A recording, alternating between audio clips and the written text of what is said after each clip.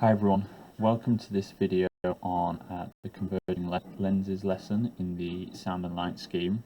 By this point in the scheme of work, students should be relatively familiar with the ideas of reflection, which they studied 2 lessons ago, and refraction, this idea that light changes direction when it enters a material or a medium of a different kind of optical density, although we might not want to use that language with year 7. In this lesson, we're going to look at a practical use of refraction, which is lenses, these devices which obviously students will be very familiar with, and it's worth, obviously, before you dive straight into the abstract theory of lenses, start by thinking about where they might have seen lenses before. So the most obvious examples would be in cameras and in glasses. So you can show them a few lenses and give them a kind of brief description of how they work. And then it really is worth speaking to your technician and making sure before this lesson that you ask for some actual lenses and get students to just see how they function. And there's all sorts of lovely little practical activities you can do. So if you turn the lights out and have a little candle or a tea light or something, and then just use a piece of paper as a screen. If you have the candle here and the lens in the middle and you kind of move the screen back and forth, what they will see is that they'll be able to get a focused image of the candle on the screen. Now, that sort of thing comes up more at GCSE, and working out firstly why does the image often appear to be upside down, at what distance does the candle have to be from the lens, and what distance does the screen have to be from the lens, and so on. All of that stuff we're going to leave for today. What we want to focus on is this really simple idea in this lesson today.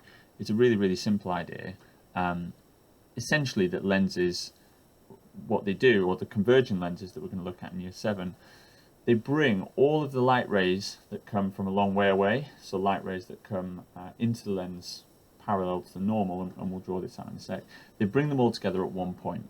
And this idea that all of the light rays are brought together at one point is really important, and that's going to help students later on understand what's going on with the eye and how it is that the eye works, and that's going to be the next lesson in this scheme.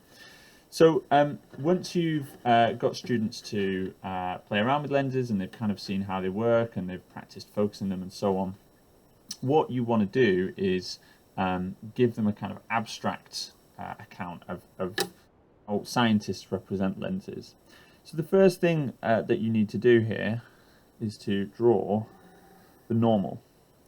So this is, you can imagine a light ray being shone directly across, and if the lens is placed like this, so let's place the lens like this, and you can show students, we draw convex lenses. I mean, you actually want to show them real convex lenses, and they'll be asked to identify the idea that a convex lens, convex refers to the shape, so it's this idea that it's fatter in the middle than on the outside. Concave is the opposite, where it's thinner in the middle than on the outside. But we're only looking at convex lenses in this scheme. So we've got a convex lens that looks like this, and we can represent that with an arrow at the top like this. So an arrow going outwards and an arrow going outwards. And if you wanted, you could just kind of sketch. The reason we draw it like that is because you could do dashed lines to show. I'll do those a bit firmer. That the convex lens has this sort of shape. Now what students need to know is that a convex lens is a converging lens that brings all of the rays together at one point. And what we want to show is how that works. So the normal here, you can imagine, is a ray of light being shone straight through the middle of the lens, the exact middle of the lens. Now that would enter, that light ray would enter completely perpendicular to the lens. So it wouldn't be refracted at all. It's like light going through a straight piece of glass. It would be slowed down, but you wouldn't get the effect that we talked about last time, where some bits have slowed down while other bits have carried on, which causes the direction change. So that is a ray of light that would pass straight through, because it's going through the middle of the lens. But let's imagine now we've got light from distant objects, and light from distant objects we can imagine essentially coming in parallel to the lens. What would happen is that light from distant objects would, I'll actually, rather than the lens itself, I'm going to go to the middle here. We imagine that it reaches the middle of the lens like that, and then it changes direction. Now, of course, it would start changing direction as it entered the normal, but we don't bother representing that in the diagram, and that's something to make clear to students. So you don't need to worry about the fact that it refracts as it goes into the glass and then it refracts again as it comes out of the glass. We just draw one change in direction. Now, what I'm going to do is imagine that this lens that I'm using, and again, you probably want to tailor this to the lens that you've got in your prep room. So let's imagine you've got a lens with a focal point of 4 centimeters. So what I'm going to do is show, and I'm not going to talk about this to students yet, I want to come back to this idea later, but I'm going to have it in my head that I've got 4 centimeters here. And again, use whatever focal length you've got, but the focal length is the distance between the lens, or the middle of the lens, and the focal point. And remember, the focal point, this is the point at which all of the rays of light are brought together. But I'm going to show this without using the language to students straight away. So I'm just going to show, okay, if I had a ray of light coming in parallel to the normal here, well, it would go like this. So it would refract, and it would end up crossing the normal line at some point over here. Now let's imagine that I've got another ray of light, and that's coming in. I'm going to deliberately show this a different distance away from the normal, because what students need to see is that if a lens is properly constructed, it doesn't matter how far away from the normal they are, all rays of light will go through that focal point. So I'm going to draw my ray of light in here. Oh, I should have added an arrow there like that. And this one as well is going to go, it's going to be refracted, and I'm going to show it goes exactly through that same point. Now obviously students should start to notice this by now, but you can do one more just for good measure. So let's do one right at the bottom here, something like that. And again, emphasize, all we're thinking about in today's lesson is light rays coming in from distant objects, so parallel to the normal, and they will all be focused to one point, so they will all pass through the focal point. So I'm going to draw something like this. Now, obviously students will notice that they're all going through the same point, and what you can do now is label this point and say, okay, they all seem to pass through this point. And again, if you can show this using the ray boxes and the 3 slats and so on, but they should all go through this point. So you can then, after you've done that, label this point and say, this is what we call the focal point. So the first thing that they really need to take away from this lesson is that the focal point, that's an actual point in space where light rays actually are brought together. So this is a more concrete, it's a more concrete thing than focal length, which we'll come to in a sec. So this is the focal point. This is the point at which all of those light rays coming in parallel to the lens will be focused. And you can tell students that that is abbreviated to F. And you might also want to say there's obviously a focal point on both sides, so if we call that F, we quite often call the focal point on the other side, so that would be 4 centimeters over here. We might call that minus F, but that's not essential. You don't need to worry too much about that. So then what we can do is say, well, look, this focal point, how far away is it from the middle of my lens? Now, again, the reason we use graph paper here is to make this easier, so I don't even need to use a ruler, because students will be able to tell you that this is 1, 2, 3, 4 centimeters.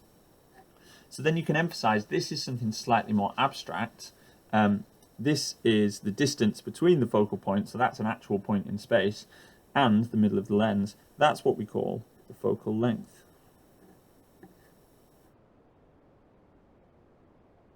And quite often, in the examples below, I will refer to the focal length as F as well. So I suppose it's maybe not that clear. The reason being is because you kind of represent this as an axis, but don't worry too much.